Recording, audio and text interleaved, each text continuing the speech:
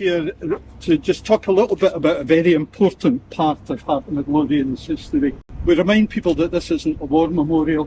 We have two war memorials. One's the big clock at Haymarket, you may have seen it, and the other one is over in France in a place called Contal-Maison in the Somme district. But this one is a memorial, as it says, to the bravest team, and goes back to 1914.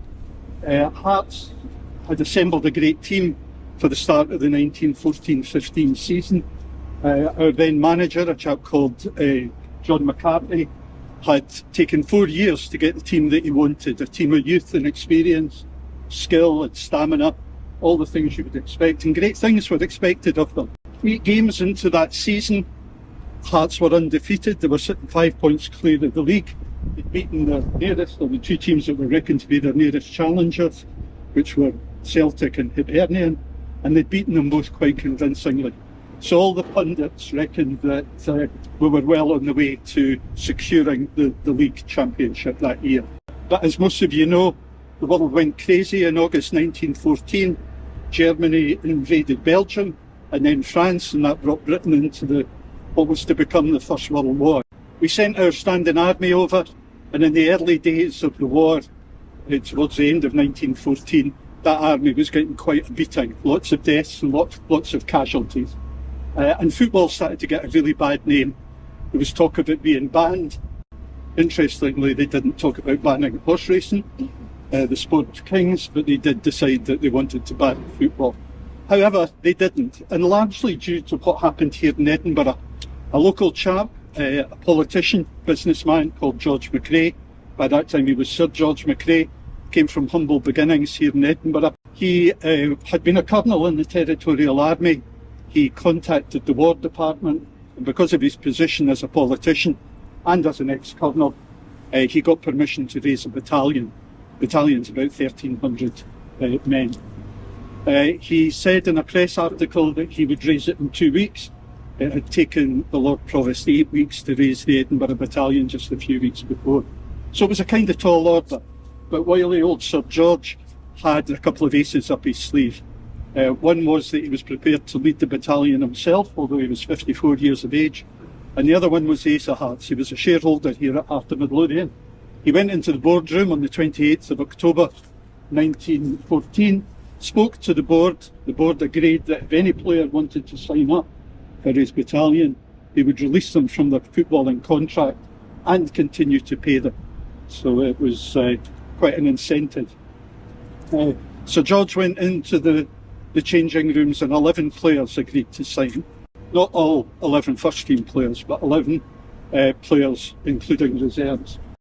That night at a gala in the Usher Hall, Sir George made a rousing speech, brought Hearts players up onto the stage and got his 1,300 men within 7 days. So it was quite an achievement. Not just players from Heart Midlothian signed up, but from other clubs, particularly Raith Rovers, East Fife, Dunfermline, Falkirk and Hibernian as well. And not just footballers, there was rugby players. It was a real sportsman's battalion, probably the first one to be established. Leyton Orient did something similar a few weeks later. Over the period of the war, from 14 to 1918, 16 Hearts players signed up for the services. Of the 16, only 9 ever came back. 7 were killed in action. 3 of them on the first day of the Battle of the Somme. Their bodies were never found. But of the 9 that came back, only 3 ever played football again.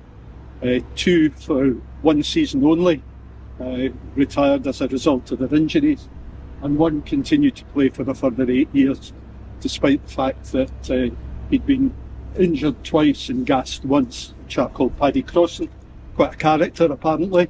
When he retired from Heart Midlothian in 1925, he opened a pub, as a lot of footballers do. Pub in Rose Street in Edinburgh. If you know it, it's famous for its pub crawls. Last time I counted, there was 15 pubs in the street. He was a good footballer. He wasn't such a great publican. Family took over the pub because apparently he gave away more than he ever sold, which is the kind of publican that I keep looking for. I can never find.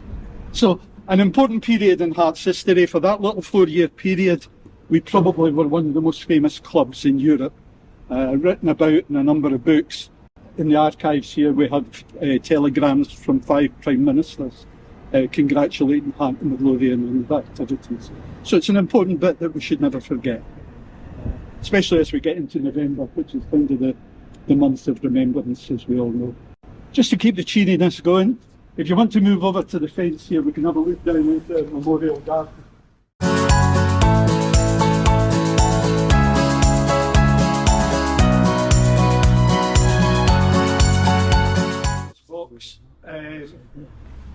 Some say the best seats in the house, but if you've got season ticket here, your seat's the best seat in the house.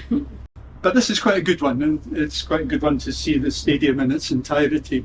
Just to talk you through it, the Wheatfield stand is the one that we walked under when we first started the tour. Memorial Garden over in the corner there, and then we walked under the Roseburn stand.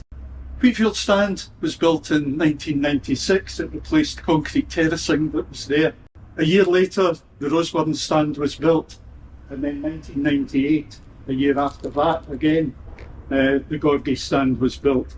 And then we had to wait until 2017 for this stand to be built. So it was a long, drawn-out process. There used to be an old stand here that had been built in 1914, quite an old relic, and it was certainly past its sell-by date by the time we came to replace it.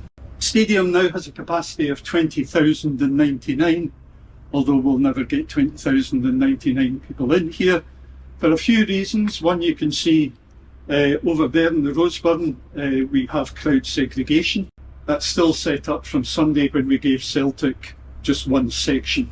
They weren't very pleased about it, but it was a higher percentage of the ground than they give us. So it'll be the same for every club that's visiting this season. We now have in excess of 15,000 season ticket holders, so we're pretty close to being able to fill the stadium on our own. There is just one exception. One team gets the whole of that stand for league games, and that's our neighbours down in Leith called Hibernian. They get the whole of that stand on the understanding that we get the whole of the stand down at their ground at Easter Road. We always fill their stand, they sometimes don't fill ours. The pitch is a hybrid pitch, so it's the same pitch that the last 2 World Cups have been played on. Relayed about 2 years ago, it costed just over £1 million. It's 95% grass and 5% plastic, but all the plastic is below the surface. So it's like a netting that kind of holds the roots in. 8 watering points down the ground. You'll see them coming on before games and sometimes at half time if the manager wants to make the pitch a bit slicker. They come on automatically, they're computer controlled, so they come on when they think they need to come on. So it could be the middle of the night if the ground is dry. I don't think we're in any danger of them coming on today, but they have been known to come on in the middle of tours. I'm told that our chairperson, Mrs. Budge, can put them on from her yacht in the Mediterranean. I'm not sure she even knows that she can put them on from her yacht in the Mediterranean, but I'm told she can if she wants to. Other things to point out in Tyncastle. Behind the goals in the Gorgie suite over to my left, the seats are on hydraulic jacks. So they lift up to put some natural light into one of our function rooms under there, which is quite nice. If you're here for a nighttime function, they usually put some of the stadium lights on, and it's quite nice to look up the stadium. Quite I always keep waiting for them to go up during the game. They've never done that yet, but yeah, it'd be quite interesting if they did. One of the other reasons we won't get our full capacity is that, as you can probably see just by the way of the construction, the end rows at each end of this stand are what best described as limited view. And that's simply because of the construction of the stand. The stand itself is held up largely by one main stanchion that goes from one end of the ground to the other, and it's held up by the floodlight pylons. And that's why the limited view. The pylons become very important. Without them, this stand would fall down.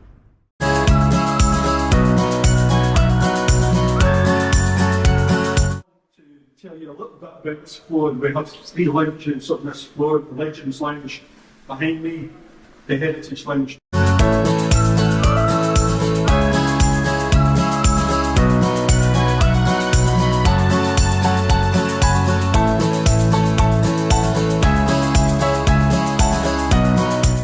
From the madness of the stadium for a wee while, both before the game at half time and then after the game. That I'm known as a Liverpool player, but and also a pundit, played here. Molly Miller, Aberdeen, best referee we've ever had, and the water was clean and hot. And there's still a communal bath, you can see it as we go round, but it's no longer filled with nice warm water. It's filled to waste.